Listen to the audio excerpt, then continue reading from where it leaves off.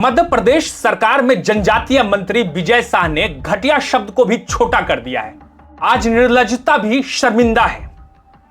BJP पूरे देश में ऑपरेशन सिंदूर के बाद तिरंगा यात्रा निकाल रही है। दूसरी तरफ उनकी ही पार्टी के मंत्री ने देश की वीरांगना कर्नल सोफिया कुरैशी को लेकर जिस तरह के शब्दों का इस्तेमाल किया है, उसे सुनकर किसी भी भारतीय का खून खौल उठेगा। हमारे मोदी जी समाज के लिए जी रहे, समाज के लिए जान लगा रहे, और जिन्होंने हमारी बेटियों के सिंदूर उजाड़े थे वही कटे पिटे लोगों को। आपको या मुझे या किसी और को भी दुख कब होता है? आप बताइए, दुख कब होता है? दुख तब होता है ना कि जब आप बाहर जीत जाते हैं लेकिन अपने ही घर में हार जाते हैं। कहते हैं ना कि जब घर में नालायक बेटा हो तो बाहर दुश्मनों की क्या जरूरत। आपके या मेरे या किसी के भी वोट से ये चुनाव जीतेंगे, विधायक भी बनेंगे, सांसद भी बनेंगे, मंत्री भी बनेंगे, लेकिन जो सड़क छाप है, जो टुच्चा है, जो लफंगा है, उसको आप सांसद बनाकर संसद भेजिए या विधायक बनाकर विधानसभा भेजिए या मंत्री बना दीजिए, उसकी फितरत बदल सकती है। वो सड़क छाप ही रहता है, वो टुच्चा ही रहता है, वो लफंगा ही रहता है। जिन्होंने हमारी बेटियों के सिंदूर उजाड़े थे वही कटे पिटे लोगों को हमने उन्हीं की बहन भेज करके उनकी ऐसी की तैसी करवाई। एक बार मोदी जी के लिए जोरदार ताली बजाएं।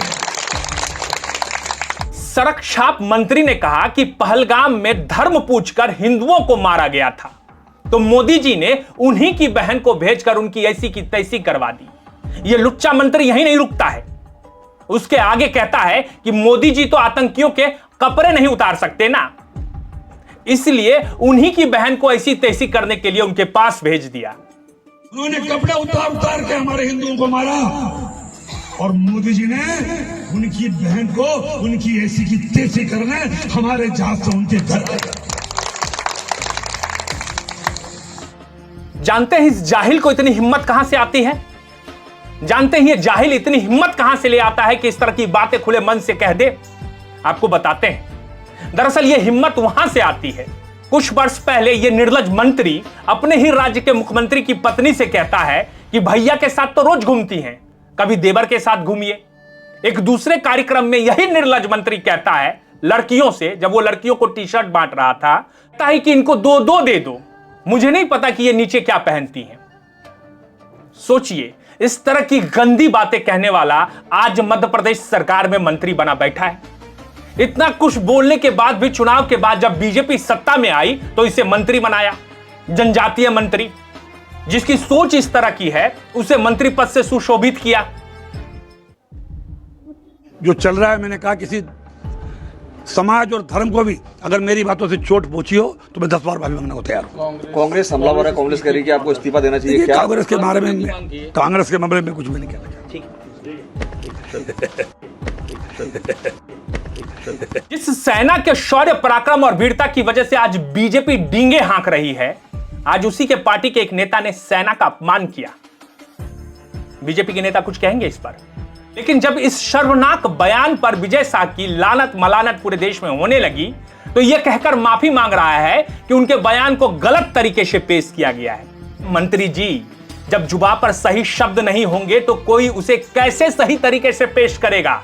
माफी मांगने के बाद भी इस सड़क छाप मंत्री की हंसी को देखिए और सोचिए कि यह कितना निर्लज्ज इंसान है।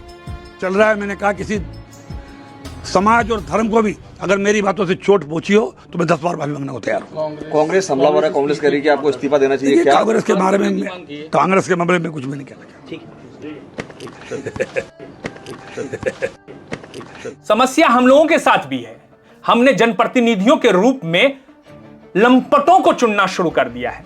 गली कूचे के 2 कौड़ी के गुंडे को अब संसद की शोभा बढ़ाने के लिए हम भेज रहे हैं। फिर तो ऐसे बयान आएंगे ही, क्योंकि इन्हें किसी चीज का महत्व नहीं है।